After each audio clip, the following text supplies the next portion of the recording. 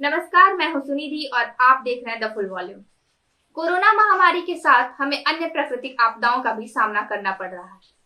बीते दिनों ही अरब सागर में उठा चक्रवाती तूफान ताउते तबाही मचाता अपने पीछे बर्बादी का मंजर छोड़ता भारत के पश्चिमी हिस्सों से होकर गुजरा है।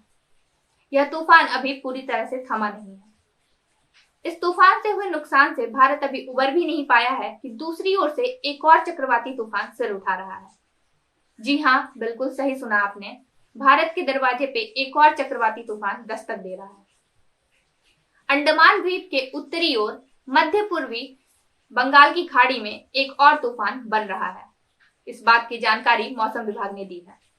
मौसम विभाग के अनुसार 22 मई को लो प्रेशर और 23 मई को डिप्रेशन शुरू हो जाएगा, जो कि 24 से 25 मई के बीच चक्रवाती तूफान का रूप ले लेगा। इस चक्रवाती तूफान का नाम ओमान ने यास दिया है। मौसम विभाग के अनुसार 26 मई से ओडिशा और पश्चिम बंगाल में बारिश शुरू हो जाएगी।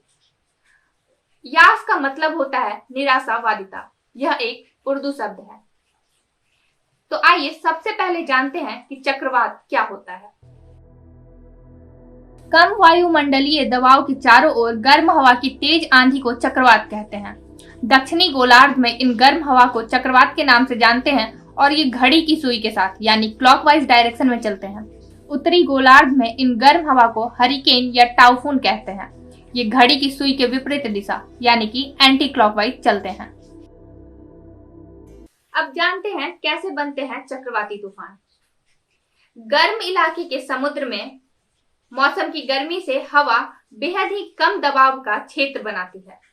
गर्म हवा तेजी से ऊपर की ओर जाती है और वहां नमी से मिलकर संघनन यानी कि गैस से लिक्विड में बदलने की प्रक्रिया से बादल बनाती है। गर्म हवा के तेजी से ऊपर जाने की वजह से बने खाली जगह को भरने के लिए नमी वाली हवा तेजी से नीचे जाकर ऊपर आती है। जब हवा बहुत तेजी से उस क्षेत्र के चारों तरफ घूमती है तो घने बादलों और बिजली के साथ मूसलाधार बारिश करती है। तेज घूमते इन हवाओं के क्षेत्र का डायमीटर हजारों किलोमीटर हो सकता है। भारत के एक ओर है अरब सागर, वहीं दूसरी ओर है बंगाल की खाड़ी। इन समुद्र में उठने वाले चक्रवाती तूफान भारत को काफी प्रभावित करते हैं। इन तूफानों से भारत में काफी तबाही मचती है। भारत के तटवर्ती इलाके खासकर ओडिशा, गुजरात, आंध्र प्रदेश, पश्चिम बंगाल, तमिलनाडु, केरल, कर्नाटक, महाराष्ट्र और गोवा चक्रवाती तूफान से ज्यादा प्रभावित होते हैं।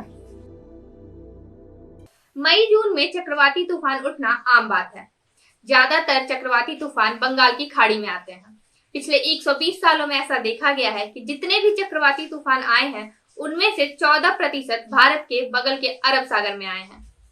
अगर देखा जाए तो बंगाल की खाड़ी में आने वाले चक्रवाती तूफान अरब सागर के चक्रवाती तूफानों के मुकाबले ज्यादा मजबूत होते हैं। हाल ही में अरब सागर में आए चक्रवाती तूफान ताउते ने जब इतनी तबाही मचाई है तो आप सोच सकते हैं कि बंगाल की खाड़ी में उठ रहा चक्रवाती तूफान यास कितनी तबाही मचा सकता है। अब बात आती है कि इन चक्रवाती तूफानों को नाम कैसे दिया जाता है। विश्व मौसम संगठन और संयुक्त राष्ट्र की प्रशांत एशियाई क्षेत्र की आर्थिक और सामाजिक आयोग की चरणबद्ध प्रक्रिया के तहत चक्रवात का नाम रखा जाता है। 8 उत्तरी भारतीय समुद्री देश बांग्लादेश, भारत, मालदीव, म्यांमार, ओमान, पाकिस्तान, श्रीलंका और थाईलैंड एक साथ मिलकर आने वाले चक्रवाती तूफान के 64 हर देश 8-8 नाम तय करते हैं। जब चक्रवात इन 8 देशों के किसी हिस्से में पहुंचता है तो सूची से अगला दूसरा सुलभ नाम रख दिया जाता है। इन 8 देशों के सुझाए गए नामों के पहले अक्षर के अनुसार इनका क्रम तय किया जाता है और आने वाले चक्रवाती तूफान का नाम इसी के हिसाब से रखा जाता है। नामकरण की यह प्रक्रिया 2004 से शुरू की गई है।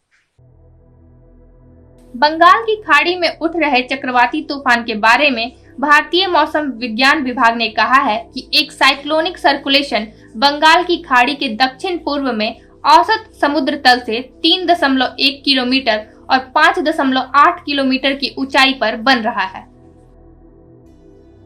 आमतौर पे मानसून के पहले के महीने अप्रैल और मई पूर्वी और पश्चिमी तट पे चक्रवात का निर्माण करते हैं। पिछले साल यानी कि 2020 में मई के समय में 2 चक्रवाती तूफान देखने को मिले थे। पहला सुपर चक्रवाती तूफान अम्फान और दूसरा गंभीर चक्रवाती तूफान निसर्गा।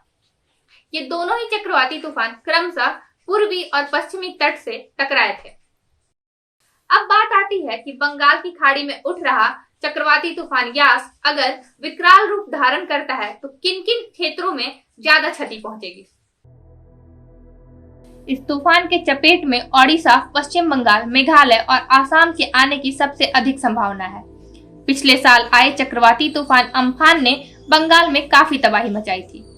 तटीय क्षेत्रों में अलर्ट जारी कर दिया गया है। मछुआरों को 21 मई के बाद समुद्र में ना जाने को कहा गया है और जो भी समुद्र में हैं, उन्हें 23 मई तक लौटने को कहा गया है। आपदा प्रबंधन की टीमों को अलर्ट पर रखा गया है। अरब सागर में उठे चक्रवाती तूफान ताउते का असर उत्तर पश्चिमी भारत में भी देखने को मिल रहा है। राजधानी दिल्ली और उसके आसपास के इलाकों में लगातार बारिश हो रही है। वहीं बिहार में भी मौसम में बदलाव देखने को मिल रहा है। बिहार में 19 मई की रात से कई क्षेत्रों में लगातार बारिश हो रही है। जहां अरब सागर में उठा चक्रवाती तूफान धीरे धीरे कमजोर पड़ रहा है, वहीं बंगाल की खाड़ी में उठता चक्रवाती तूफान धीरे धीरे मजबूत हो रहा है।